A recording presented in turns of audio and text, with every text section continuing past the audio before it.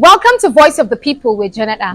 On today's episode, we want to actually see what some young people are doing to ensure resilience post-insurgency in Borno State. Come with me and let's find out. Borno State has been bedeviled with a number of insurgency. Can you tell us what you've been doing your own end to promote peace and trying to see that the terrorism have come to an end? Yes, with the popular hashtag #SeeTheChild, we're able to raise awareness in social media platforms as well as engaging community stakeholders and community members towards protecting the child against discrimination, rehabilitation, and reintegration of children associated with terrorist and violent extremist group. And so far, we have successfully reached a high amount of audience, which we in number over 5 million audience, together with the radio program reaching over 4 million audience. So this awareness that we have been raising, I know by now it must have reached a lot of people, and the awareness towards seeing the child has been perceived by a lot of people, and they show commitment and belonging of that particular movement, and so far it has been successful. It was a wake-up call to youth and stakeholders across the nation entirely. Yes, I will call on the youth is to have the ownership. This insurgency or anything that relates to child really affect us directly or indirectly. We have to take the ownership. We have to be part of this. Even if it is someone that will come and give us the empowerment to engage in this particular campaign and awareness rising in order to see the child towards their protection.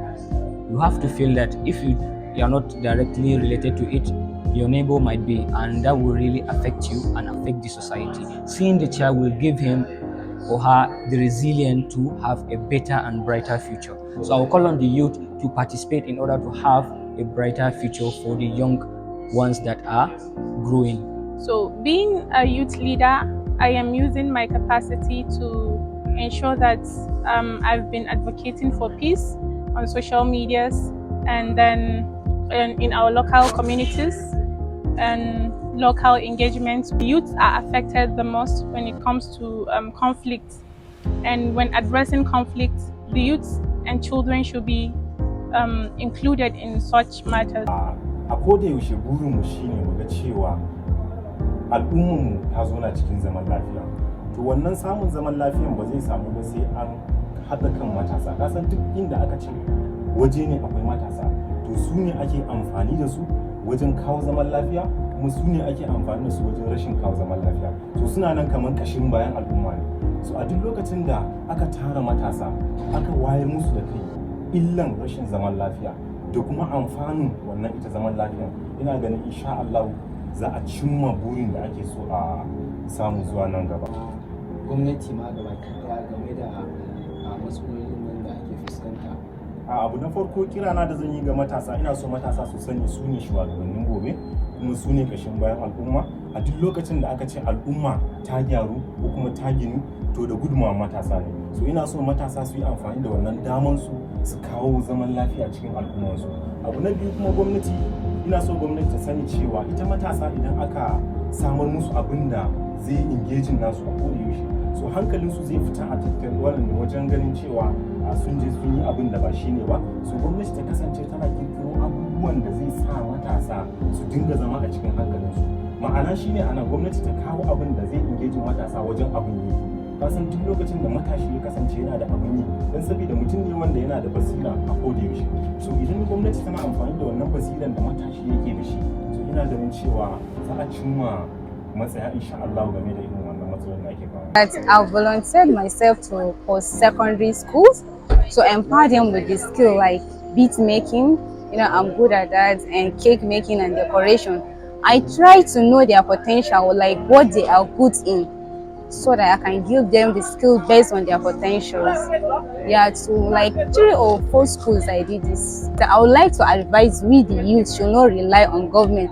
Like nowadays, you see a lot of graduates are waiting for the government to give them work. And seriously, that's not fair. Government cannot cater for all the people. So you have to stood up and help yourself, like before you finish your school, before you graduate, as in go and get some skills. And You understand? Like your hands should be on skills, like something you rely on before you get government work. Well, first of all, I've taken a very huge advantage of my social media to share peaceful messages online. And then for offline, I and my other colleagues, as the other 16 youth peace champions, we created a peace club in secondary and primary schools where we recruit youngsters that will represent us and also be agents of peace in their local communities and in their schools. Well, for me, I would always say that peace is a mandate and it's not an option. Everyone should be a peace builder, a peacemaker, and what have you. So I would say to everyone that if you want change, you have to first be the change you want. You have heard from the mouths of youth in Borno State what they are doing to be resilient post-insurgency. It is incredible that these youths are thinking outside the box and they are actually trying to see that they bring about positive change. It is amazing that such youths who have suffered the face of insurgency are actually bouncing back better with initiatives that can actually bring about progress in the society. Are you a youth? What are you doing to ensure that your community bounces back better in Borno State? This is Voice of the People with Janada. Until we come your way again,